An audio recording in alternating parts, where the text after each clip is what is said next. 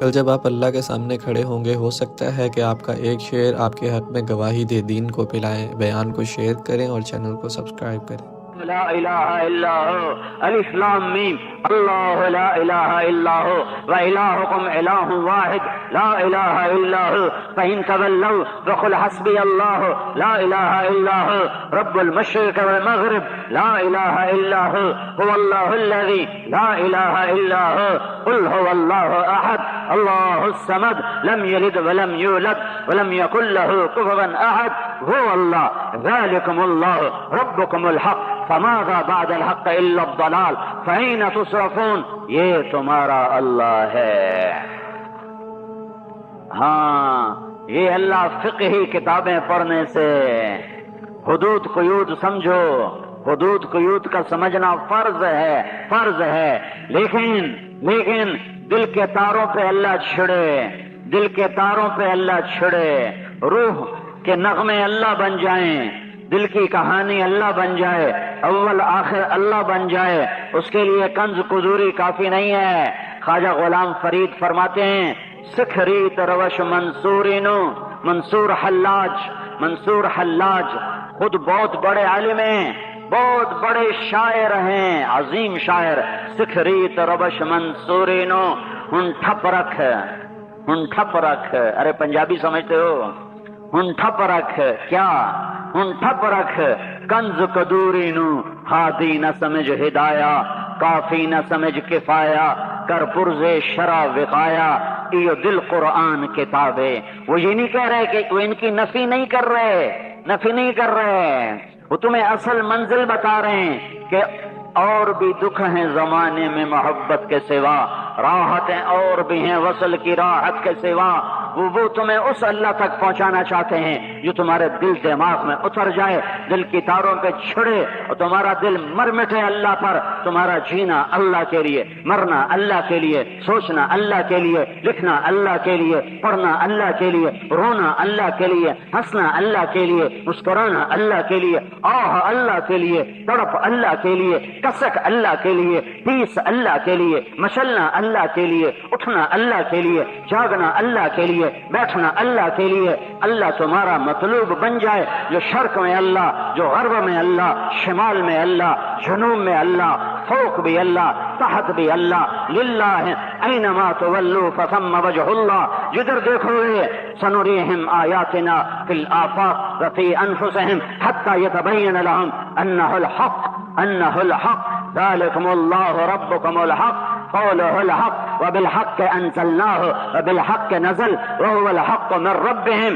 وہ ذات تمہارے دل میں اترے، تم صرف خشک مضمون پڑھ کے ایک مناظرے کرنے والے عالم نہ نکلو، بلکہ تم تڑپنے والے، درد والے، رونے والے، مچلنے والے، بے قراریاں، آہیں تمہارا درس بن جائیں، رونا تمہارا ہنسنا بن جائے، آنسو تمہاری بارش بن جائے، اور ٹپ ٹپ تمہارے لیے چھم چھم برسات بن جائے، اور جدھر کو گزرو نور ہی نور پھیلتا چلا جائے، جدھر کو گزرو خوشبوئیں پھیلاتے چلے جاؤ، جدھر کو گزرو تمہارے لیے ہدایت کی ہوائیں، چلنے کا تم سبب اور سامان بن جاؤ کہ تمہارا دل اللہ کا آشنا ہو جائے، اللہ کا آشنا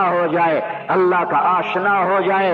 اللہ کو ڈھونڈتے پھرو، اونچے کوٹھے تے چڑھ دیکھاں، ابھا دیکھاں، لمحہ دیکھاں، ڈٹھی دل کو دیواں ٹیکاں، سجڑ مل سم کے مر پوساں۔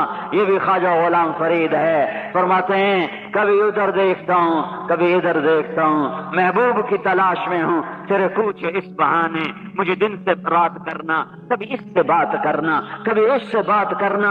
اللہ اللہ اللہ اللہ مطلوب بن جائے، دل کے تاروں پہ چھڑ جائے۔ تم لوگ مدرسے والے، میں بھی مدرسے والا ہی ہوں کہ مجھے باہر کا نہ سمجھنا، ورنہ کہو گے یہ مدرسوں پہ تنقید کر رہا ہے۔ تم سے زیادہ میری زندگی مدرسوں میں گزری ہے۔ ہاں تم خشک دل کے چشمے تمہارے سوکھے ہوئے ہیں، اللہ کے ساتھ، اللہ ہر جگہ لگے گا، لیکن عام طور پر دل کے چشمے خشک ہیں، چمن میں بہار کوئی نہیں ہے، پھولوں میں مہک کوئی نہیں ہے، حالانکہ تم ہی گلستان ہو، تم ہی چمن ہو، تم ہی چشمے ہو۔ اس دل کو عادی بناؤ، یہ اللہ کے لیے تڑپ ہے۔ ایک عورت کی محبت نے مجنوں کو امر کر دیا، اور اس کو قیامت تک کے لیے جب تک کتابیں پڑھائی جائیں گی اس کے نوحے سنے جائیں گے، سنائے جائیں گے۔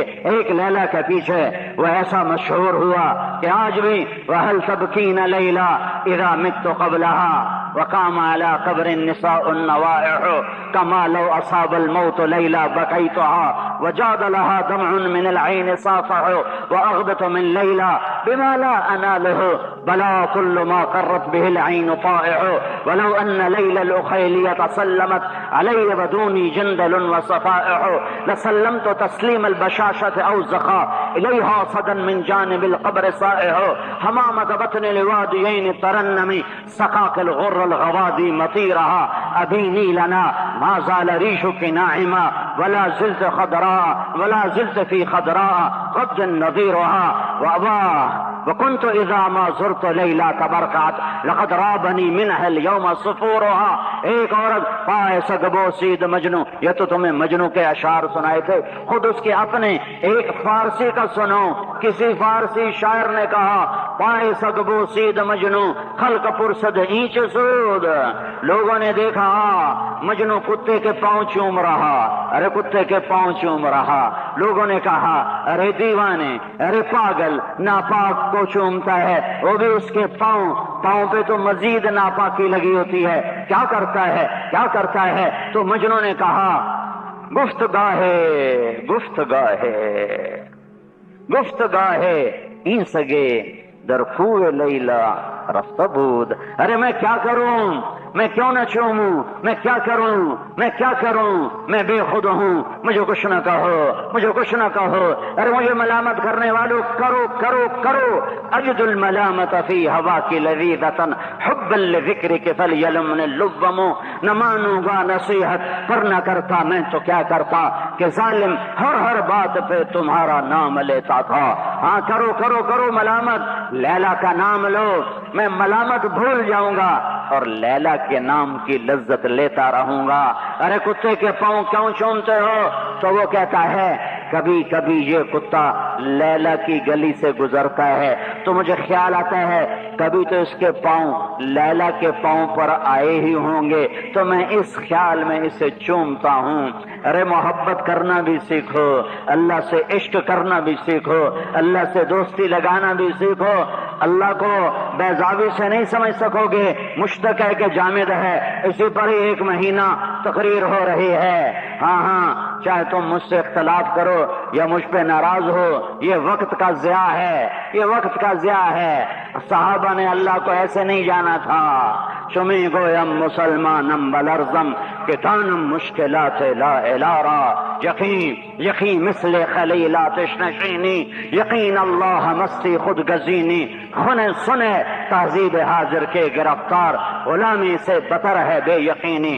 ہشام بن عاص رضی اللہ تعالی عنہ کو ابو بکر رضی اللہ عنہ نے کیسر کو دعوت دینے بھیجا، وہ اس کے محل کے سامنے آئے، وہ بالکونی میں کھڑا تھا، انہوں نے محل دیکھا بلند و بالا سرخ پتھر کا بنا ہوا، تو ان کے منہ سے بے ساختہ نکلا لا الہ الا اللہ اللہ اکبر۔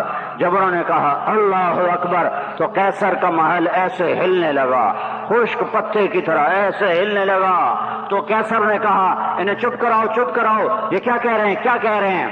3 دن مہمان رکھا، 3 دن کے بعد پیشی ہوئی تو کیسر کے دربار سجا ہوا، وہ ہیروں سے جڑا، ریشم زربفت سے سجا۔ تو کیسر نے پوچھا ما اعظم کلامکم، تمہارا سب سے عظیم بول کیا ہے؟ تو ہشام بن عاص نے فرمایا لا الہ الا اللہ اللہ اکبر۔ جب کہا اللہ اکبر تو سارا محل پھر زلزلے میں آ گیا۔ میرے عزیزو، تم ہی تو ہو جو اللہ کا نام بلند کرنے والے ہو، تمہارے ہی ہاتھ میں تو اللہ کا جھنڈا ہے، کالج والوں کے ہاتھ میں تو نہیں ہے، یونیورسٹی والوں کے ہاتھ میں تو نہیں ہے، یہ کراچی کے بازار صدر والوں کے ہاتھ میں تو نہیں ہے، ڈیفنس والوں کے ہاتھ میں تو نہیں ہے، تمہارے ہاتھوں میں اللہ کا جھنڈا ہے، تم اس کے حامل ہو، تم اس کے اٹھانے والے ہو، اسے لے کے پھرنے والے بنو۔ اللہ سے محبت، اللہ سے عشق صرف فقہی انداز میں اللہ نہ دل میں اترے، ایمانی انداز میں، عاشقانہ انداز میں، مجنونانہ انداز میں، یہ پہلا نور ہے جو دل میں اترتا ہے۔ دوسرا نور وہ محمد مصطفیٰ صلی اللہ علیہ وسلم کا نور ہے کہ اللہ کے رسول سے عشق ہو، پیار ہو، محبت ہو، ہر ادا پہ دل دل دل دل دل فدا ہو، جان فدا ہو، قربان ہونا آئے اللہ کے رسول کے لیے، آنسو بھی بہے، دل بھی تڑپے، جام درد میں آئے، دکھ میں آؤ کہ اللہ اس کے رسول کی محبت۔ قل ان کان آباؤکم وابناؤکم واخوانکم وازواجکم وعشیرتکم واموال اقترفتموها وتجارة تخشون كسادها ومساكن ترضونها احب الیکم من اللہ ورسولہ، احب الیکم من اللہ ورسولہ وجہاد فی سبیلہ فتربصوا حتی یاتی اللہ بامرہ۔ ساری چیزوں پہ اللہ اس کے رسول کو آگے کرو، آگے کرو۔ لا یؤمن احدکم حتی یکون ہواہ تبعا لما جئت به یا ابا سفیان جئتکم بکرامت الدنیا والآخرہ۔ میرے پیچھے آؤ، میرے پیچھے آؤ، میرے پیچھے آؤ۔ لا یؤمن احدکم حتی اکون احب الیہ من ولدہ ووالدہ والناس اجمعین۔ اللہ نے اپنے حبیب سے پیار کیا، ہم بھی پیار کرنے والے بنے، اللہ نے محبت کی، ہم بھی محبت کرنے والے بنے۔ لعمرک ہے کیا کہہ رہا ہے اللہ؟ واہ، لعمرک، کیا عاشقانہ انداز کی محبت ہے، عاشقانہ انداز کی محبت ہے کی قسم ہے، عاشقانہ انداز کی قسم۔ لعمرک، اے میرے حبیب، تیری جان کی قسم، تیری زندگی کی قسم، وکیل ہی تیرے بول کی قسم، والضحیٰ تیرے نورانی چہرے کی قسم، واللیل اذا سجا تیری سیاہ گھنیری زلفوں کی قسم، یاسین والقرآن الحکیم، مجھے قسم ہے قرآن حکیم کی، انک لمن المرسلین، تو میرا رسول ہے، فلا اقسم بما تبصرون وما لا تبصرون انه لقول رسول کریم وما هو بقول شاعر قلیلا ما تؤمنون ولا بقول کاہن قلیلا ما تذکرون۔ مجھے قسم ہے دیکھے اندیکھے کی، یہ میرا رسول ہے، شاعر نہیں۔ والنجم اذا ہوا ما ضل صاحبكم وما غوى نون والقلم وما يسطرون ما انت بنعمة ربك بمجنون وان لك لاجرا غير ممنون وانك لعلى خلق عظیم۔ قرآن گواہیاں دے رہا ہے، یہ ہے، یہ ہے، یہ کون ہے، یہ کون ہے؟ یہ محمد الرسول اللہ ہے۔ یہ کون ہے؟ یہ طٰہٰ۔ یہ کون ہے؟ یہ یاسین۔ یہ کون ہے؟ محمد۔ یہ کون ہے؟ احمد۔ یہ کون ہے؟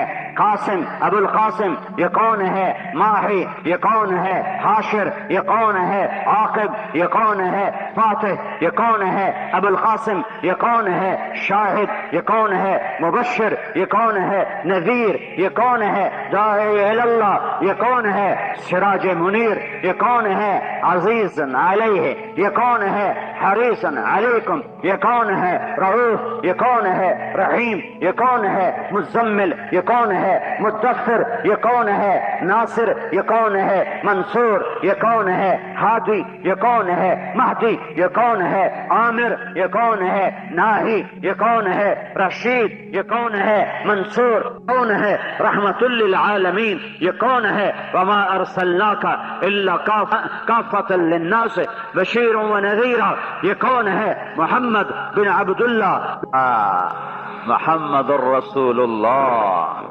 صلی اللہ علیہ وسلم۔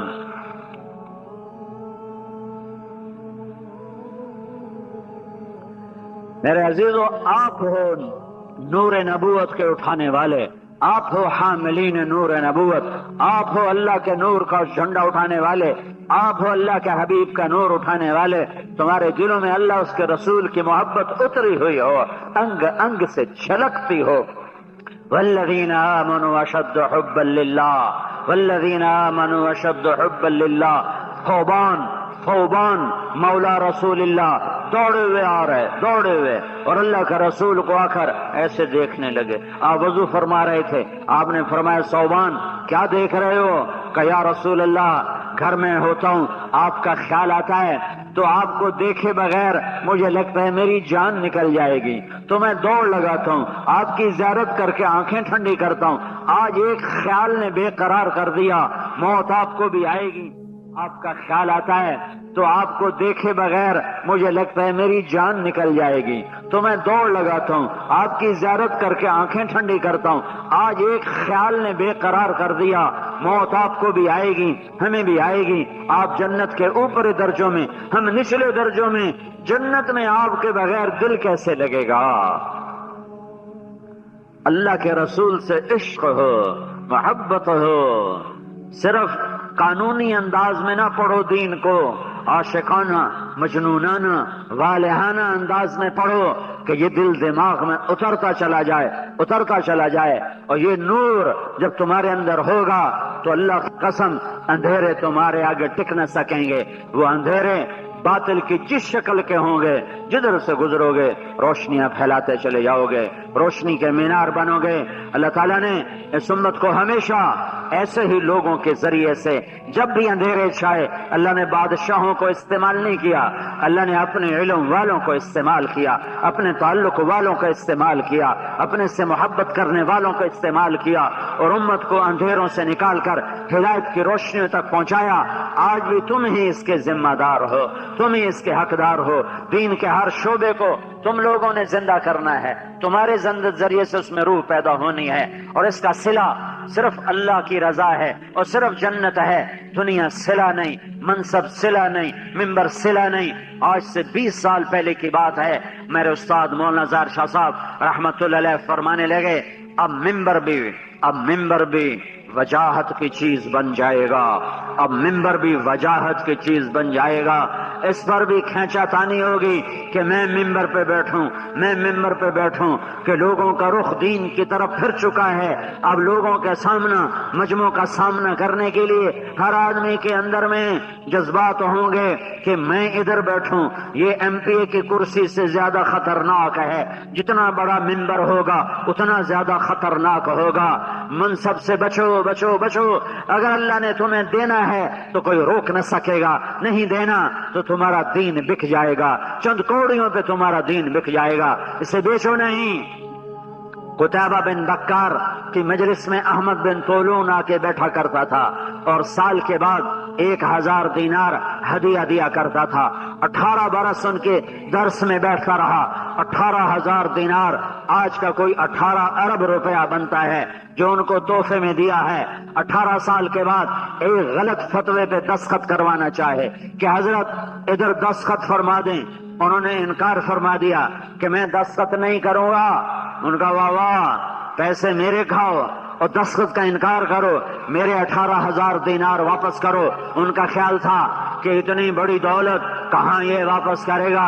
انہوں نے فرمایا ابھی لو، گھر گئے اور 18,000 دینار کی تھیلیاں جیسے موریں لگی ہوئی تھیں ویسے کی ویسی آ کر اس کے سامنے پھینک دی، ان کی مہر کو بھی نہیں توڑا تھا۔ ہاں، میرے ایمان کی اتنی قیمت لگائی، صرف 18,000 دینار، صرف 18,000 دینار۔ ہاں، ہمارا صلہ دنیا کی کوئی شے نہیں، نہ وجہ۔ ایک اور بات بتاؤں، بڑی کتابوں کا سبق بھی وجاہت کا حصہ ہے۔ میں نے یہ پڑھانی ہے، میں نے وہ نہیں پڑھانی، مجھے یہ کتاب دی جائے، میں نے وہ نہیں لینی، میں نے اسے پڑھانا ہے، میں نے اسے نہیں پڑھانا۔ وہ منظور نظر ہے، اسے تو ہدایت دے دی، ہمیں تو کوئی پوچھتا نہیں، ہمیں قدوری پہ ٹرخا دیا۔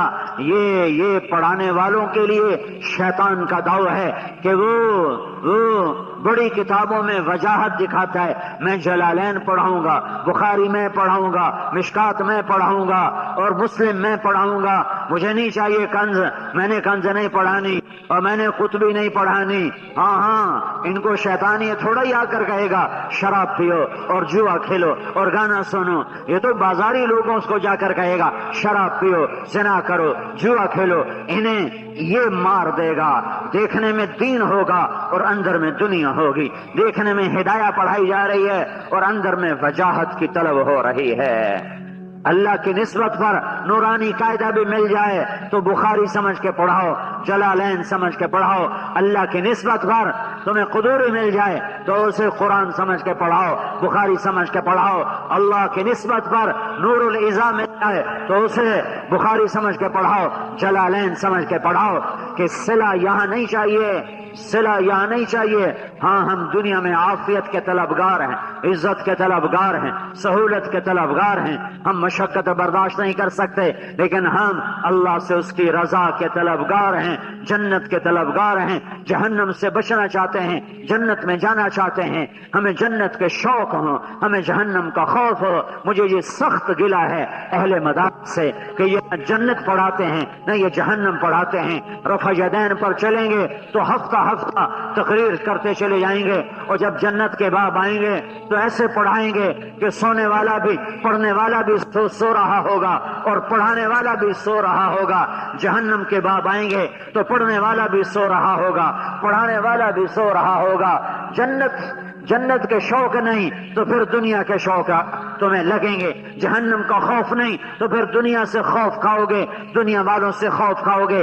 جنت کے شوق تمہیں دو عالم سے کرتی ہے بیگانہ دل کو، عجب چیز ہے لذت آشنائی، دو عالم سے بیگانہ کرتی ہے دل کو، عجب چیز ہے لذت آشنائی۔ ہم جنت کے طلبگار ہیں، اللہ کی رضا کے طلبگار ہیں۔ وہ جنت جو میرے اللہ نے اپنے ہاتھوں سے بنائی، وہ جنت جس کی ایک اینٹ سفید موتی، وہ جنت جس کی ایک اینٹ سرخ یاقوت، وہ جنت جس کی ایک اینٹ سبز زمرد، وہ جنت جس میں مشک کا گارا، وہ جنت جس میں زعفران کی گھاس، وہ جنت جس میں اللہ کا عرش چھت بنایا، وہ جنت جس میں پانی کی نہریں اور دودھ کی نہریں اور شراب کی نہریں اور شہد کی نہریں، اور وہ جنت الفردوس جسے اللہ نے اپنے ہاتھوں سے بنایا، جسے اللہ نے اپنے ہاتھوں سے بنایا، وہ کیسی ہے؟ وَلِمَنْ خَافَ مَقَامَ رَبِّهِ جَنَّتَانِ، وہ کیسی ہے؟ ذَوَاتَا أَفْنَانٍ، ایک جنت نیچے ہے، وہ کیسی ہے؟ مُدْحَامَّتَانِ، جنت الفردوس کیسی ہے؟ فِيهِمَا عَيْنَانِ تَجْرِيَانِ، نیچے والی جنت کیسی ہے؟ فِيهِمَا عَيْنَانِ نَضَّاخَتَانِ، جنت الفردوس کیسی ہے؟ فِيهِمَا مِنْ كُلِّ فَاكِهَةٍ زَوْجَانِ، نیچے والی جنت کیسی ہے؟ فِيهِمَا فَاكِهَةٌ وَنَخْلٌ وَالرُّمَّانُ، جنت الفردوس کیسی ہے؟ متکئین علی فرش بطائنها من استبرق وجنى الجنتین دان، نیچے والی جنت کیسی ہے؟ متکئین علی رفرف خضر وعبقری حصان، اوپر والی جنت کیسی ہے؟ جنت الفردوس کیسی ہے؟ فیہن قاصرات الطرف لم یطمثہن انس قبلہم ولا جان، اوپر نیچے والی جنت کیسی ہے؟ فیہن خیرات حسان حور مقصورات فی الخیام، اوپر والی جنت کی حور کیسی ہے؟ کأنہن الیاقوت والمرجان، نیچے والی جنت کی حور کیسی ہے؟ فیہن خیرات حسان، اوپر والی حور کیسی ہے؟ لم یطمثہن انس قبلہم ولا جان، اوپر والی حور کہاں ہے؟